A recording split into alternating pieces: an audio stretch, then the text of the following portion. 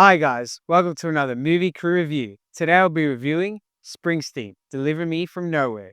Starring Jeremy Allen White, Jeremy Strong, Paul Walter Hauser, and Stephen Graham, we follow Bruce Springsteen as he writes his album Nebraska. From 1981, we see him struggle with these deep themes. So we're going to get into the review today, and Cameron's going to start us off. Straight off the bat, I love this movie. Honestly, I think out of all the biopics I've ever watched, this was just the most film-esque movie of a pop star or rock star or however you want to describe it. I think I've ever watched. I think it just is such a heavy movie that just relies so much on emotions and just the way they talk to each other and the way they're coming across each other. I think it was done so well. I think in this movie, especially, the music is sort of the background to everything else, but it still plays a huge part in the movie. Don't get me wrong, but I just loved everything about it. I mean, both Jeremy's just amazing actors, and they really did so well in this movie. I mean, Jeremy Allen White, Bruce Springsteen, I really couldn't tell them apart by the end of it, especially at the beginning. I mean, the beginning part is probably the most biopic part, like so generic, sort of,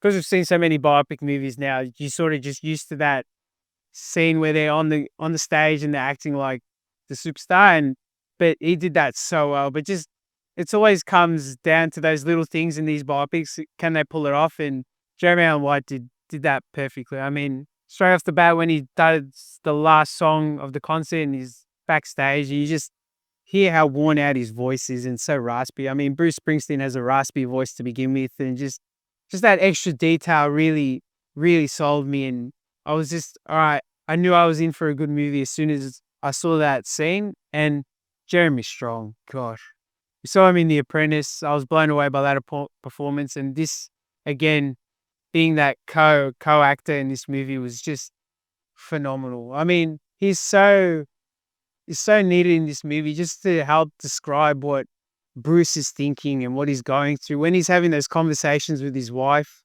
just trying to explain the situation. It just gives you that extra depth you need to understand Bruce Springsteen that you're not going to hear from him because he's a very closed off character. So I thought that was integral to the story and how the flow really worked. And just everything else, like even the other stars, like the love interest in this movie, she did a great job.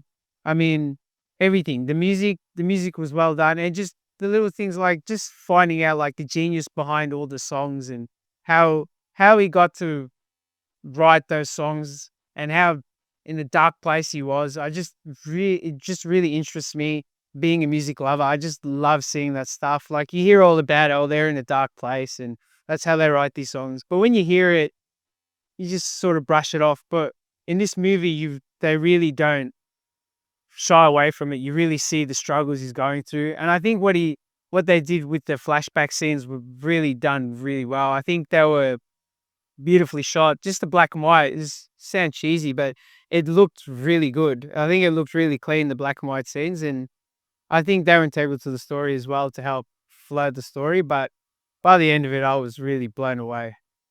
John? Yeah, I thoroughly enjoyed this film. I really liked the way that it was shot, the story that it told. Um, to best describe this, we did a review for A Complete Unknown, and it's not the similar kind of like storyline, but the similar way in which it takes a perspective of a musician's life and gives you a lot of detail and a lot of insight into who that person is. So I really like that as compared to like I still like the, generic biopics where you go from birth to death, but still, this is interesting because you're kind of getting that, but in a roundabout way, if that makes sense. And so you see that through these really picturesque black and white flashbacks that happen and how they're influencing the writing of the songs and how these events are shaping who Bruce is going to become in the later part of his life. So for me, I really did find some great insight into Bruce Springsteen, and because he's always seen as like the cool guy and nothing phases him, and a real tough kind of persona. And so it's good to see the inside, especially into his early family life. I have to say that Jeremy Allen White does a really good job, especially with getting the mannerisms, like, the way that he's walking, the way that he's, kind of posturing himself, especially on stage. I think if you were to be zoomed out, you wouldn't be able to tell that that's not Bruce Springsteen. And that's, for me, that's like the mark of somebody who's done their research and really gone to the effort of trying to put themselves into the role and, embody that. So for me, that performance was fantastic. Even in the scenes where he's playing the guitar in his house, just recording quiet, it doesn't feel like I'm watching Kami from the Bear. It feels like I'm watching a snapshot of Bruce Springsteen's life. And Jeremy Strong, I've loved him in pretty much everything I've seen him in. Succession, like you said, The Apprentice. He just does a fantastic performance in this. So going back after watching the film, I started researching like the people that I didn't, because I knew some of Bruce Springsteen's life. I mainly know him for the music.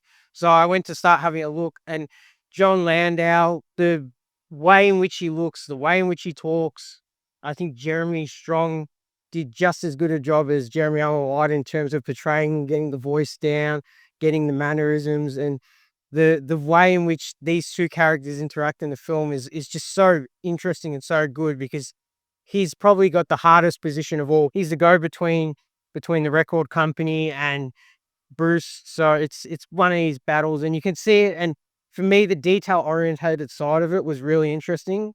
I personally liked when they're trying to get the cassette to record, and you're seeing all the struggles that they're having trying to get this down, and like they have to go to these old school machines just to get the right sound and everything transferred over exactly like Bruce wants. So that was so interesting for me. I think putting songs like Born in the USA, Born to Run, those kind of things in the movie, even though it's not centered on those and it's more centered on the music of Nebraska, is good, because it allows people who maybe aren't interested in that kind of music to still have something to come to. And they're probably his more iconic songs. So it's, I think without those, I would have not liked the film as much, because I would have been like, and seeing how Nebraska influenced and brought Born to Run, because you get to hear like that very lone vocal acoustic version of the song at the start. And when I was first hearing it, I'm like, geez, that really doesn't sound that much like the song that we got. And then you hear it in the studio, and it's, for me, it was just so interesting, that side of it. So I think even if you're not interested in Bruce Springsteen, if you're interested in music, it's one to watch. If you're interested in Bruce Springsteen, highly recommend it. It's great in the cinema. The music, especially, because the music just sounds great. That's what it is. It's really the music that really sells this film. But yeah, the process that the story takes, I know it's a true story, but at the same time, I don't want to give away the crux of it, because it's good for you to discover it when you watch the movie. Otherwise, then what would be the point of watching it if I told you every single thing that happened in this? So I found it quite interesting. The way that they worked in Faye, the character, the love interest, she was good. I know it's not a real person. They kind of amalgamated a bunch of Bruce's different relationships into this person to kind of give you the aspect of how things kind of happened in that time period for him. For me, was a good way to do this, because it's, listening to him speak in interviews, he said, he wasn't at that time with anyone in particular. It kind of came later on, but it kind of gives you the full picture of how love life went for Bruce, especially because we're coming in the tail end of where he's just becoming famous, if that makes sense. He's not really like ultra high stadium sellouts, things like that yet. He's had Born to Run, and then he's done that big tour for the River, and now he's starting to become big, and that's why they really want to release the hit, but he wants to release this album. So it feels more realistic than A Complete Unknown. Like that scene at the end where they're trying to, in A Complete Unknown, where they're trying to cut the power with the axe, and it just feels a bit forced. Whereas this, they've all heard Born in the USA and they know it's a hit. So the record label's happy to go along with Nebraska, knowing that this hit's in the pipeline and pretty much done. So they know we get this one out for him, then we have one for us kind of way of looking at it. But yeah, a phenomenal film for me. I just thoroughly enjoyed it. All right, gonna give our scores. Yeah. How many cassette tapes out of 10?